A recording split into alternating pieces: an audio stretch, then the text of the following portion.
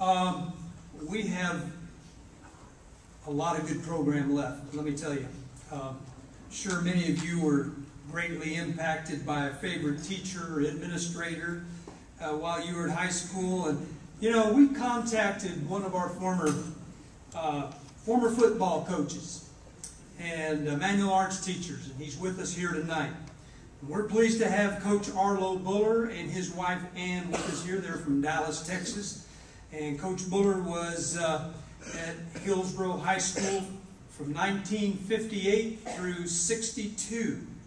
And we believed in Coach Buller. Let me tell you, when he told us to run through a brick wall, we did it, or at least we tried to. And we didn't have a very big team, so you had to play both ways. You know, you played offense and defense. And I remember when I was on the team, I played guard on offense and linebacker on defense. I remember playing Peabody one night, and I was inside linebacker, and I intercepted this pass. And I thought, well, here's my chance, and I'm going to run all the way back. And I ran about 1 yard and got tackled and fumbled the ball. I mean, you know, the next practice, us linemen, I think the terminology was stupid linemen, dumb line, I don't know what it was, but anyway, the linemen had a special meeting with Coach Buller. And we were given special instruction. If we ever caught a pass or got a fumble, we were to fall on it and lay there until the whistle blew. And so that's what we did. And I mean, and luck would have it, about 3 weeks later, at another game, I intercepted a pass again. Only it was out on the outside line, way out there, and I had a straight shot to the field goal. And I fell down on it. Right there. And I looked at Coach, and I was going to hope he was going to say, "Good job." I saw him go like this. Now, let me tell you about that story. The first part of it's true. The first part of that story is true. The second part I made up. Okay? Coach was a great coach, and we enjoyed him a lot. And I would like to just tell you just a few things about him. We're going to move on and have him come on up and share with us. But he grew up on a farm here near Peabody. And he played against Hillsboro High School. He attended Peabody High School, graduated from Bethel College. Then he went on to Fort Hays State and also to University of Minnesota. Coach Buller and his wife Carolyn moved here to Hillsboro as newlyweds and to take his first job. 4 years in Hillsboro High School, we moved this program from cellar dwellers to co-champs of the CVL. And when Mr. Yes, sir, that was great. And Mr. Buller then became head coach. You know how that goes. These successful coaches move on. And he went to Hays High School. And when he got to Hays, they had lost 33 games in a row. And that first year, they played for the championship. And they enjoyed 7 winning seasons thereafter. No doubt he was a great coach. 1969, he was the president of the Kansas High School Coaches Association. And under his leadership, the Kansas State playoffs in football took place. So he was very instrumental in bringing that about. In 1971, the Bullers and their 2 daughters moved on to Dallas, Texas to work in a construction business with his brother-in-law. And they built upscale homes upward to $5 million. And in the mid-70s, Arlo developed a subdivision in North Dallas in which he built a home for Roger Staubach. Roger was a quarterback of the Dallas Cowboys, and that was the same year that they won the Super Bowl. The only year. No. I'm a Bronco myself. Anyway, Arlo built a home for his family in the same subdivision and was neighbors to Roger and his wife for many years. And so he enjoyed going to all of the Cowboy home games and their family would eat with the Staubachs after the game. Now, needless to say, that's a treat for a little old guy from Peabody, Kansas, is it not? And someone who loved and breathed football. I'm going to call him up right now. Arlo, Mr. Coach Buller, would you come forward? It's our privilege to have Coach Buller with us. Let's give him a closing welcome as he comes forward.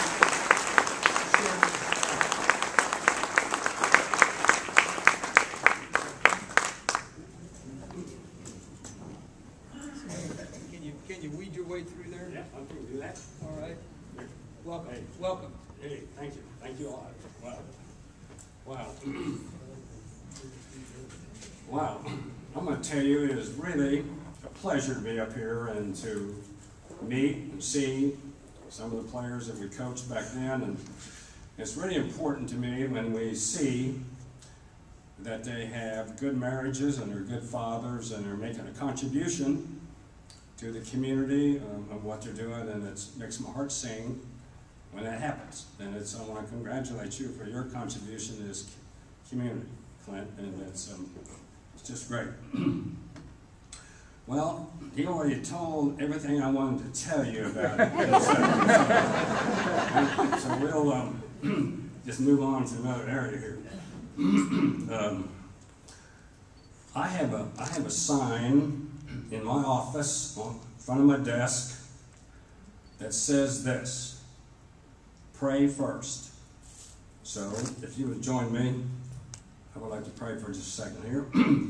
Our Father, we want to thank you for this opportunity and this privilege to be here to meet, and I thank you for this community that gave me an opportunity. It showed me so much patience while I was trying to figure out how to win football games. It took me 4 years, and so we do want to thank you for this opportunity, and we hope we might make somebody smile and we can make a contribution to somebody.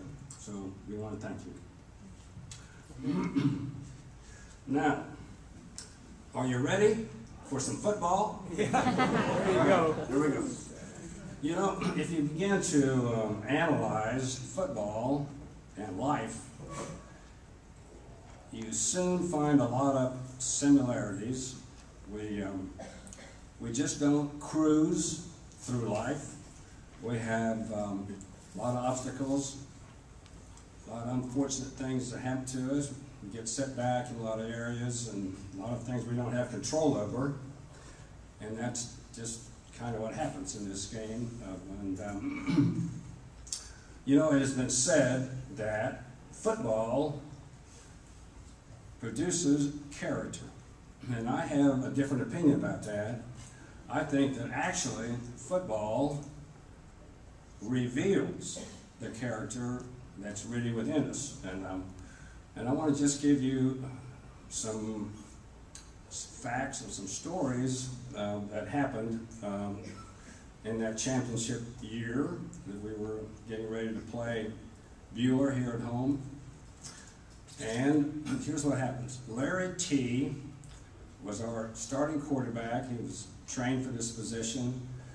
And 5 days before his first game, he stumbles and falls and breaks his collarbone. And so he is now out. He's now out for the season.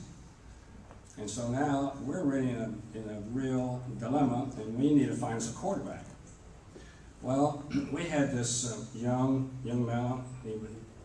He was shy, and he was humble, he was quiet, and he stepped up, and he volunteered to take this job.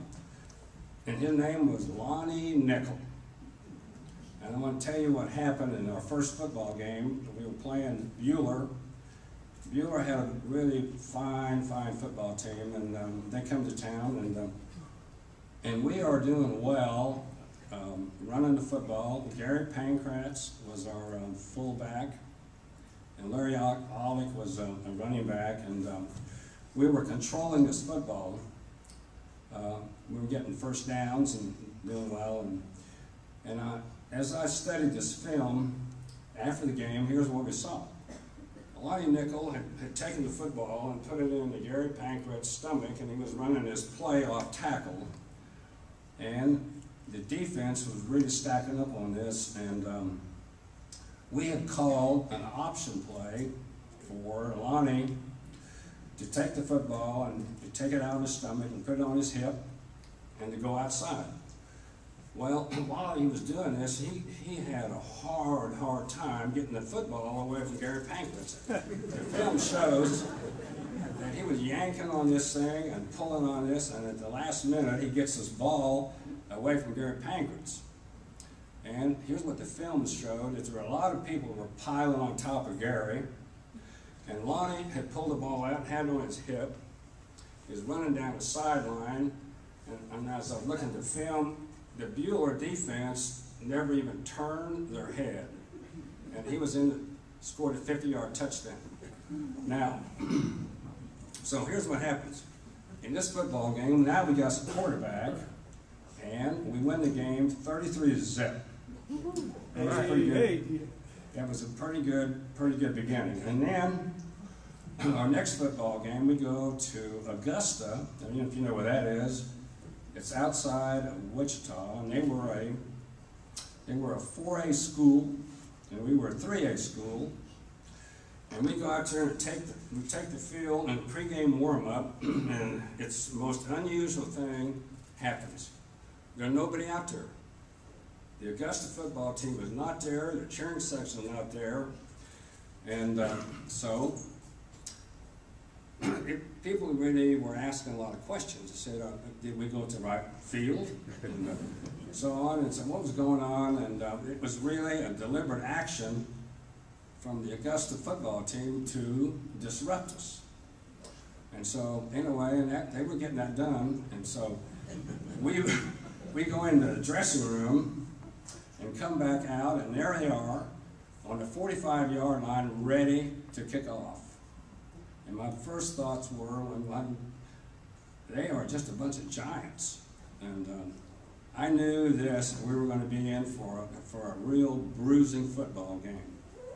And it really turned out to be true. And what happens in this game, Larry Ollick was a running back for us, got a hot hand at throwing the run-pass option to the outside, and he got really hot doing this, and he would go outside, and the defense would come in, and he'd throw the ball over the defenders, and I think we scored 3 touchdowns, won this game 21-7. And that was a great victory for us. And here's what I noticed happened in the halls of Hillsboro High School. These players had a different kind of a swagger when they were walking. And I think they had a silent confidence that began to develop that we could play with anybody. And that was, I think, the beginning of our championship season. It was a good thing I don't have time to go into all these ball games, but I would like to tell you some more stories. And one of the fun things that occurred before one football game, Gary Pankratz gets up and makes a speech to the squad. I don't know exactly the words he used, but I can tell you what he said. It is time for us to give this community of Hillsboro something to cheer about. We're out on the field and the people are in the stands, so we got to make something happen.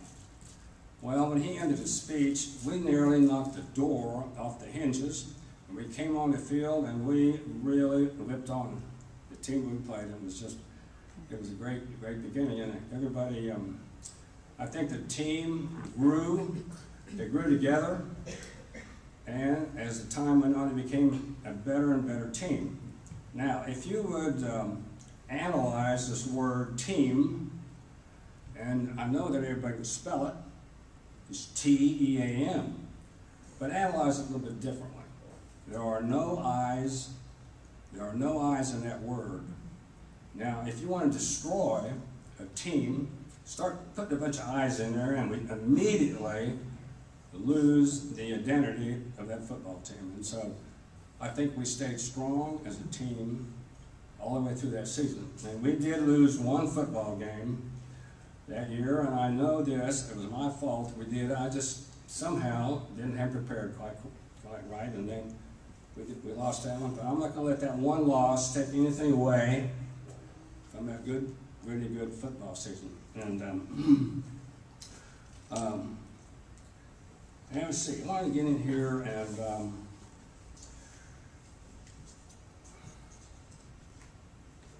okay, I want to tell you something that was really important to me. It happened this year, this last winter. I attend the Presbyterian Church in Dallas, and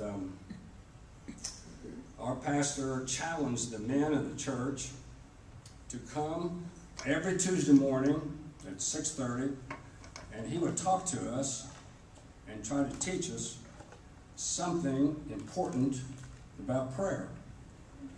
And we had 250 men, businessmen in this community that responded to do this, and it was just a fabulous season of growth for all these businessmen. And I want to tell you just an amazing story of what happened. There was a little church in Kentucky backing up to the Appalachian Mountains. It was a small church, and they really loved each other, and they were doing well, and this church body grows, and so they have to increase the size of their sanctuary. And they didn't have enough money to do that, so everybody went to work and finally got enough money to do this, and so they built this sanctuary. It was bigger. But then a real bombshell occurs.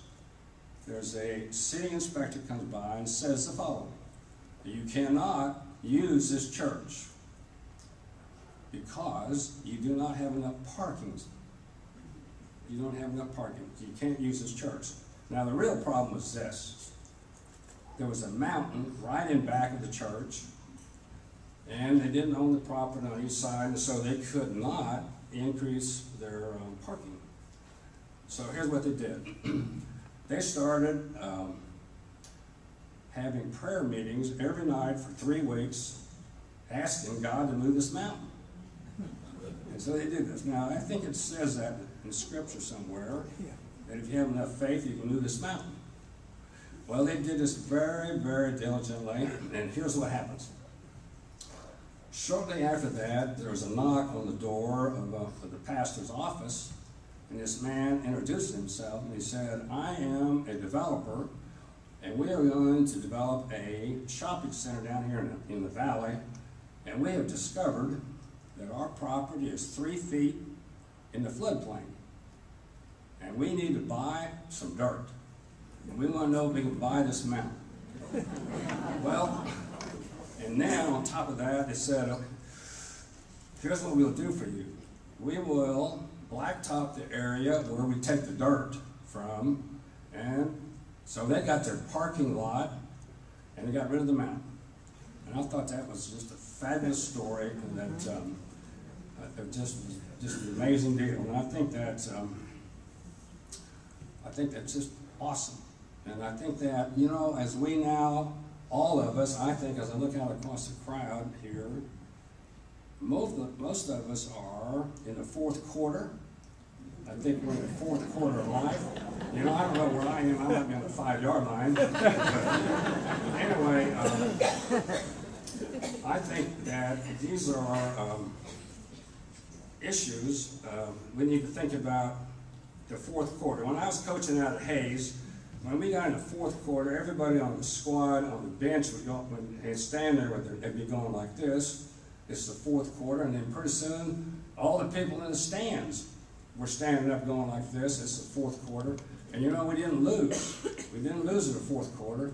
And that's the way we ought to think about this. We are in the 4th quarter. It's a time when we can strive, when we can thrive. We can actually thrive. It's not just an issue of surviving. And I think we all know what to do when we come into really tough situations. So what do? Well, I think that's a pretty good act of faith that these people had, and I think that we need and can and should spend more time praying about our issues. And I think it's the most powerful thing we can do, and I'm going to tell you that I'm happy I can come up here and share these thoughts with you, and I am very thankful for this community that gave me a lot of patience. And while I was trying to learn how to coach football, I didn't know second about, I could play the game, but I really didn't know second about managing the game. And anyway, I do want to thank everybody here for this opportunity. Thank you. So,